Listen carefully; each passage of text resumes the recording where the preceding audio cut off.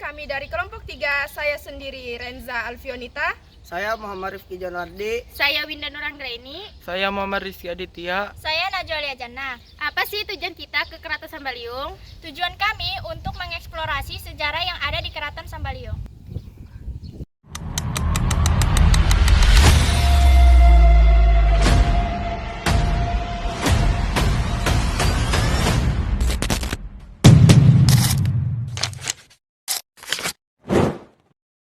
Keraton Sambaliung adalah peninggalan bersejarah Kesultanan Sambaliung di Kabupaten Berau, Kalimantan Timur.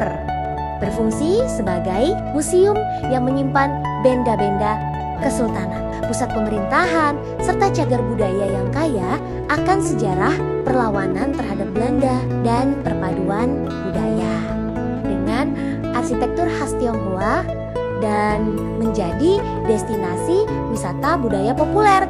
Dibangun tahun 1810 oleh Sultan Alimuddin, Raja Alam, dan berakhir tahun 1960 dengan Sultan Muhammad Aminuddin, menyimpan cerita legenda seperti kisah penjagaan keraton oleh makhluk gaib Garutu yang diabadikan dalam bentuk monumen tangan di halaman keraton. Kini menjadi simbol identitas lokal dan tempat belajar sejarah. Kesultanan Sambaliung, sebelumnya bernama Kerajaan Tanjung, adalah kesultanan hasil dari pemecahan Kesultanan Berau, di mana Berau dipecah menjadi dua, yaitu Sambaliung dan Gunung Tabur. Pada sekitar tahun 1810-an, Sultan Sambaliung pertama adalah Sultan Alimuddin yang lebih dikenal dengan nama Raja Alam.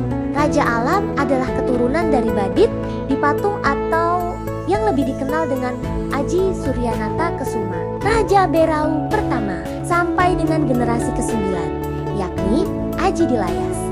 Aji Dilayas mempunyai dua anak yang berlainan. Ibu yang satu bernama Pangeran Tua dan satunya lagi bernama Pangeran Dipati. Kemudian Kerajaan Berau diperintah secara bergantian antara keturunan Pangeran Tua dan Pangeran Dipati. Hal inilah yang membuat terjadinya perbedaan pendapat yang bahkan kadang-kadang menimbulkan insiden. Raja Alam adalah cucu dari Sultan Hasanuddin dan dari Pangeran Tua atau generasi ke-13 dari Aji Suryanata Kesuma. Raja Alam adalah sultan pertama di Tanjung Batu Putih. Tanjung Batu Putih kemudian menjadi Kerajaan Sambaliung.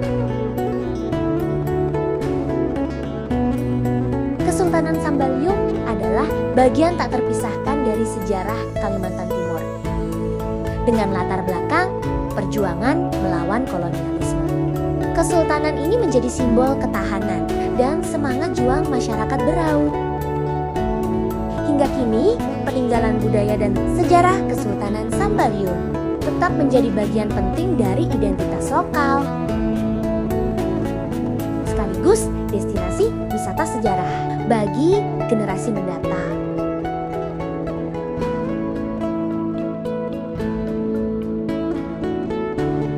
Hal yang menarik selama kami mengeksplorasi sejarah Keraton Sambaliung adalah ritual nazar. Apa sih itu ritual nazar? Ritual nazar merupakan tradisi sakral yang dilakukan sebagai bentuk syukur atau pemenuhan janji nazar seseorang kepada Tuhan setelah harapan atau permohonannya terkabul. Ritual ini dipusatkan di dalam area Keraton Sambaliung, khususnya di ruangan yang menyimpan benda-benda pusaka kesultanan. Lokasi ini dianggap memiliki nilai spiritual tinggi bagi masyarakat setempat. Salah satu elemen paling khas dalam ritual nazar di keraton ini adalah keberadaan bedil kuning, meriam peninggalan sejarah. Orang yang bernazar biasanya datang untuk melihat atau melakukan prosesi di sekitar meriam ini sebagai bagian dari pemenuhan niat mereka. Pelaku nazar datang membawa perlengkapan tertentu sesuai dengan apa yang pernah mereka janjikan, misalnya makanan atau kain. Seringkali melibatkan penggunaan kain kuning yang dalam tradisi Kesultanan Sambaliung melambangkan kehormatan dan kesakralan. Ritual nazar individu seringkali beriringan dengan upacara adat besar seperti Mangwati Banua, yaitu ritual tolak bala tahunan untuk membersihkan negeri dari mara bahaya.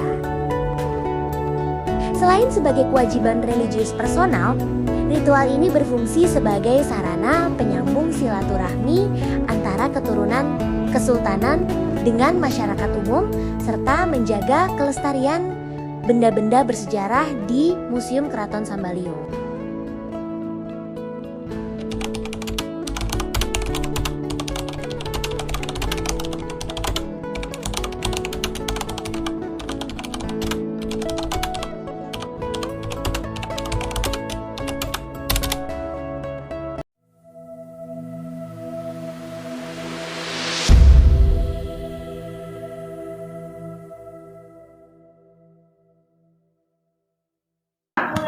Oke, nah karena kamu tertariknya ke ritual nazar itu termasuk koleksi yang ada di keraton yang disebut dengan adat budaya.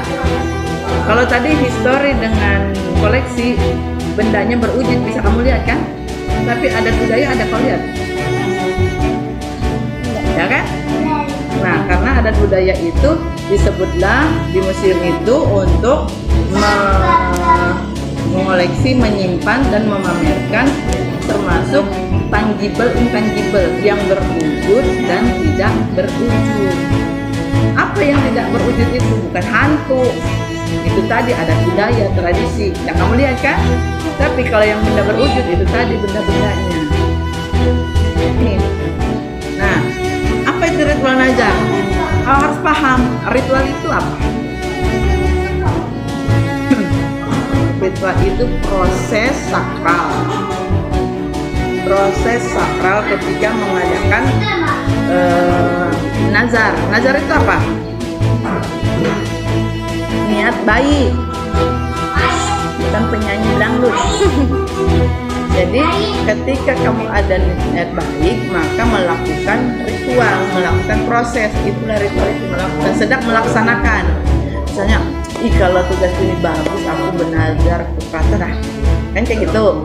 Nah, itu namanya. Nah, pas kalau lagi melakukan kegiatan itu namanya ritual, lagi proses, lagi OTW, lagi melakukan. Apa saja yang kau lihat di sana ritual nazar itu? Terus?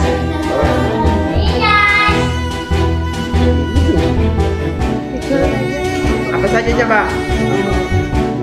Ada sajen ya. Di sana itu ada parfum, ada kemenyan, ada lilin, ada beras kuning, ada kain kuning, ya kan?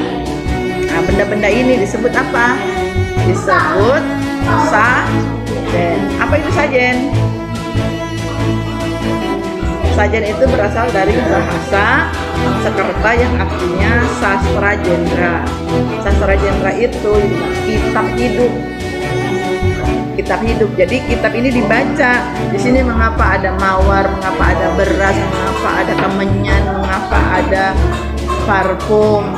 Itu apa? Mengapa? Masih makan hantu. Apa itu? Jadi ini tujuannya adalah mengapa ada bunga,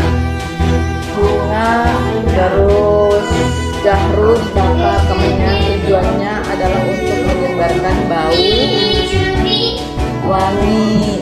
Ketika dibakar kan menyebar bau wangi. Tuh.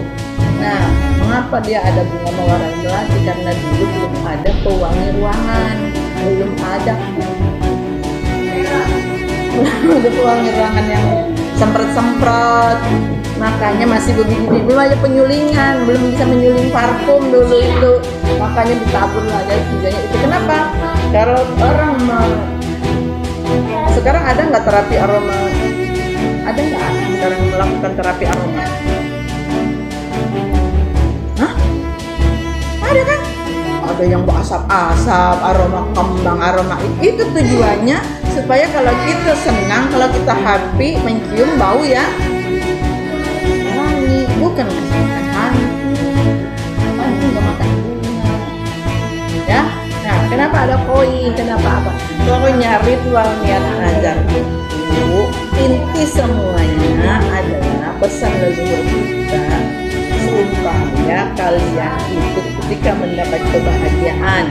Biasanya kan orang belajar itu pasti dapat kesenangan enggak? Ih, kalau aku lulus, kalau aku sembuh, kalau aku berjabatan, kalau ini kan kayak gitu kan. Ketika tercapai dia kan bayar niat bilang orang berah kan? Menazar kan? Nah, itu intinya ketika kamu mendapat kebahagiaan. Nah, tadi itu bahagia itu ketika mencium aroma, happy, makanya ada aromaterapi. Ketika mendapat kebahagiaan itu tercapai, kesenangan itu kita dianjurkan untuk